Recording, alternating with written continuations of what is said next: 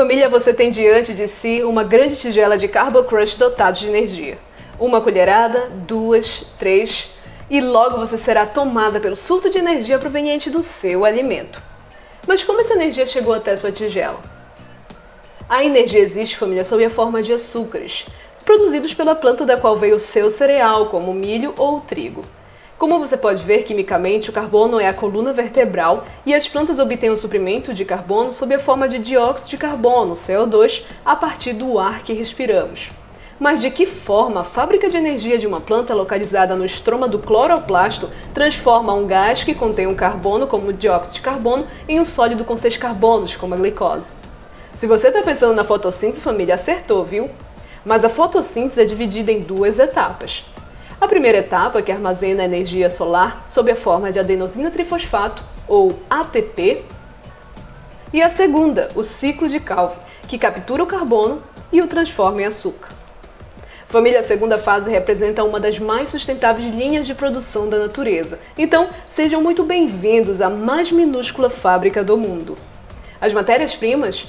Uma mistura de moléculas de CO2 existente no ar com moléculas pré-montadas, chamadas ribulose bisfosfato, ou RuBP.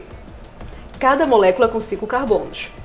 O iniciador, uma enzima diligente chamada rubisco, que encaixa um átomo de carbono de uma molécula de CO2 em uma cadeia de RuBP e constrói uma sequência inicial com 6 carbonos. Essa rapidamente divide-se em 2 cadeias menores, cada qual com 3 átomos de carbono chamados fosfogliceratos, abreviados por PGAs.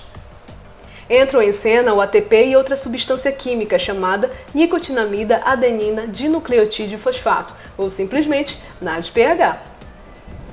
O ATP, família, que funciona como lubrificante, fornece energia, enquanto o NADPH prende um átomo de hidrogênio a cada cadeia de PGA, transformando-as em moléculas chamadas gliceraldeído 3-fosfato, ou G3P. A glicose requer 6 carbonos para ser produzida, feita por 2 moléculas G3P, que por sinal totalizam 6 carbonos. Portanto, o açúcar acabou de ser fabricado, certo? Ainda não! Família, o ciclo de Calvin funciona como uma linha de produção sustentável, ou seja, as RuBPs originais, lá do início, precisam ser recriados reaproveitando materiais de dentro do próprio ciclo. Mas cada RuBP precisa de 5 carbonos, e fabricar a glicose usa-se um total de 6, a conta acaba não fechando. A solução, então, está no fato fenomenal. Enquanto estivemos focados nessa única linha de produção, 5 outras funcionam simultaneamente. Com 6 correias transportadoras movimentando-se em sincronia, não acontece de apenas um carbono ser ligado a uma cadeia de RuBP, mas sim 6 carbonos se unem a 6 RuBPs. Isso cria 12 cadeias de G3P em vez de 2. Isto é, existe um total de 36 átomos de carbono, o número exato e necessário para fabricar o açúcar e reconstruir as RuBPs.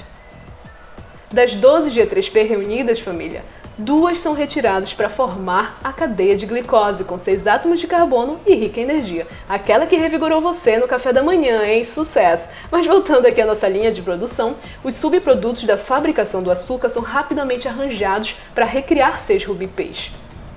E isso exige 30 carbonos, o número exato contido nas 10 G3P que restaram, tá bom? Agora ocorre uma mistura de moléculas e encaixes.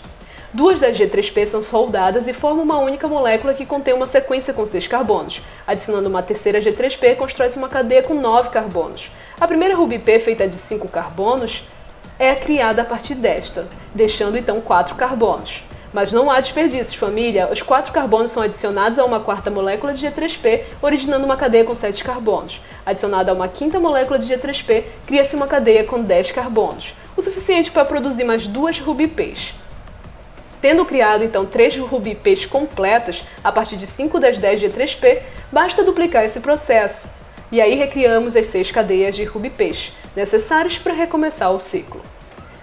Família, o ciclo de Calvin gera um número exato de elementos e processos necessários para manter essa linha de produção bioquímica funcionando para sempre.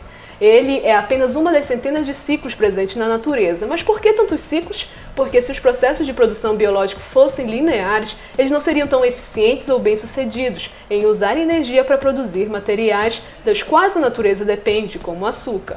Os ciclos criam circuitos vitais de realimentação que repetitivamente reutilizam e recriam ingredientes, construindo o quanto for possível, aproveitando os recursos disponíveis do planeta, como o açúcar, produzido pelo uso de luz solar e do carbono, convertido pelas fábricas vegetais na energia que revigora você e mantém os ciclos girando em sua própria vida.